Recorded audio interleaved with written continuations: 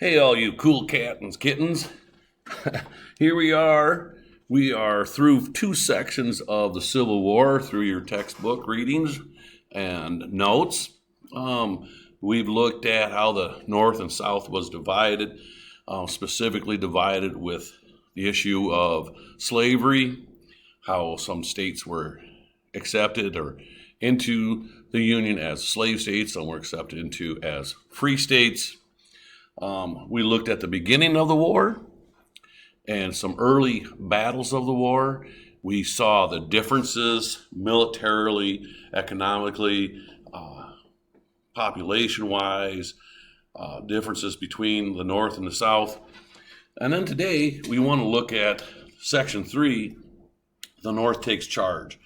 Now, early on, the North had suffered some defeats here and really weren't going just real well. It wouldn't be until a very decisive battle that would change things tremendously for the North. It was in a small town, Pennsylvania, that this war was fought, and it is Gettysburg. It would become a 3-day battle fought in 1863. As your screenshot says here, the Union soldiers had 90,000 troops under George Meade, and the Confederate troops had only 75,000 troops under General Lee. If I can get this to change, hopefully. Sorry, bear with me here. Come on. It's supposed to be changing slides right now. Okay, sorry about that. Battle of Gettysburg then takes place. The North, after Robert E. Lee, had decided to take an offensive and invade into Pennsylvania. And Lee enters Pennsylvania, and he's able to capture livestock, food, and clothing. And so because of that, General Lee and the Confederacy were able to take an early advantage, pushing Union troops out of the area. 3-day battle pursued, and staggering losses were achieved in this.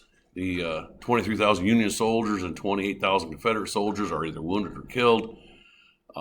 In the end, what had happened here is the Union soldiers are forced out, and they take hold up on a hillside, and Lee's men the Confederacy decides that they can probably take these guys now after a day of bombardment, hours of bombarding each other, and little to their knowledge, as they're charging towards the hill, the Union Army is ready to take them on, and they're able to defeat them, the Confederacy, at Gettysburg.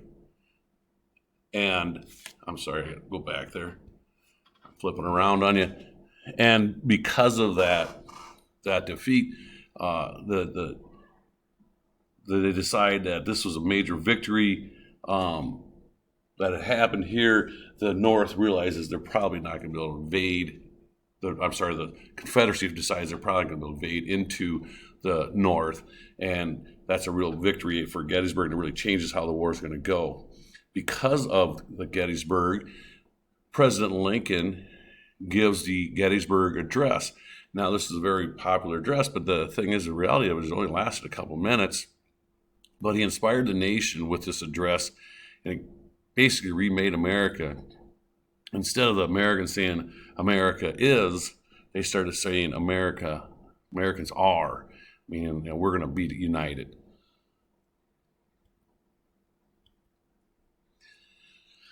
We move on, and USCSS Grant comes into here, and he's going to gain victory. He's going to try and get complete control of the Mississippi River. He goes into Vicksburg, Mississippi. It's one of the last strongholds that the Southerners have on the Mississippi, and Grant's going to order 2 frontal attacks on Vicksburg, and by doing so, he's able to succeed in splitting the Confederate forces with a victory there. The Confederacy starts to wear down after the twin defeats of Gettysburg and Vicksburg. The Confederate forces' morale is down, obviously, with all the defeats, with all the loss of men. And it starts to wear on them as they're outnumbered. Interestingly enough, they start running out of supplies. Their will to fight is kind of working back on them. Their desire was to be able to wear down our will to fight, and in the end, we started wearing down their will to fight, and a lot of times just through attrition. But I'll maybe talk about again this later, some other time. But one major factor was shoes. The Confederates, they didn't have shoes; they didn't have boots. They ran out, because of the terrain, and the boots would be worn out. They didn't have some to replace them. And what happens too about this time is now we get General Ulysses S. Grant is appointed commander of all and of the Northern troops, and he appoints General Sherman, in control of some of the Union Army. And these two are pretty, they know one another. They fought together, and they aim to destroy the will of the Confederates. And they do this. Sherman, he's given the charge of, he's going to march through the South, Georgia specifically, and through that march, they destroy everything in sight. They burn houses down, farms, barns, they kill livestock. It doesn't matter. They destroy the roads. And by the time they reach the sea of Georgia, through Georgia, they now have 25-some thousand former slaves that are with them as well, and they're going to turn to the north now. Despite what was going on with the war itself, politics continued, and we have the 1864 election. Lincoln's concerned that he might not gain victory, and he's very leery about it. He's running against, here's another name from the other day, he's running against General McClellan. This is the guy that Lincoln had fired.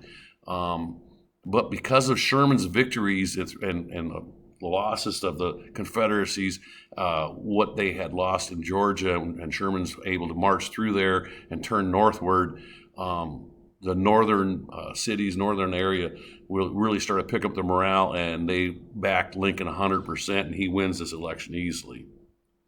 As you can see by this chart here, it shows you in the light blue are Lincoln or Union states, and in the pale yellow here are McClellan, and then obviously the Confederate states are not allowed to vote, and they're in the gray. While all this is going on, the General Lee, he realizes that his men are defeated. The Union had already now conquered Richmond, the Confederate capital, and so Lee works out an arrangement with Grant to surrender, and they do at Appomattox.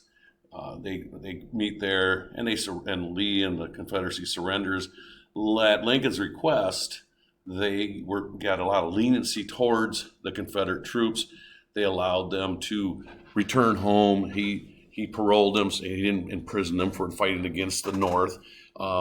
They were given 3 days rations. The officers were allowed to keep their side weapons, things like that. So it was a pretty easy let go of the Confederate troops. Some changes had taken place because of the war. It was the deadliest war in American history. Some 622,000 died, nearly as many as all the other U.S. wars combined. The role of the federal government increased with the conscription, other laws and acts that had been passed, giving the federal government more power. And economically, though, the gap between the North and the South really widened. The South was in ruins. Their livelihood of the plantations was no longer going to exist. So they were really going to have to conform to the North and the politics and the economy of the North. Here is just some charts showing you the differences between the Union Army's losses and the Confederate losses. A lot of the Confederate records were ruined or lost or burned. And so there's not a lot of, it's not hardcore numbers on that, but you can kind of read the differences there. And this is just a chart showing you of the different wars, and the Civil War here is in the bold, looking at the deaths and percentage of deaths and so forth. Okay, that's what I have for you today. You have a guided reading for this section, as well as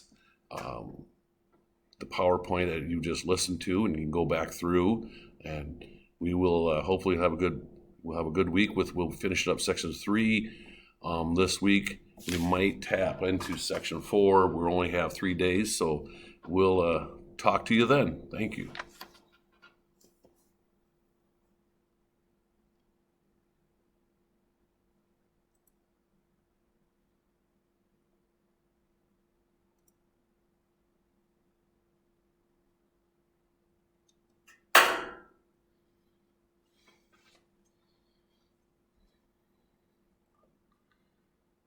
I don't know what happened here, Elsinger.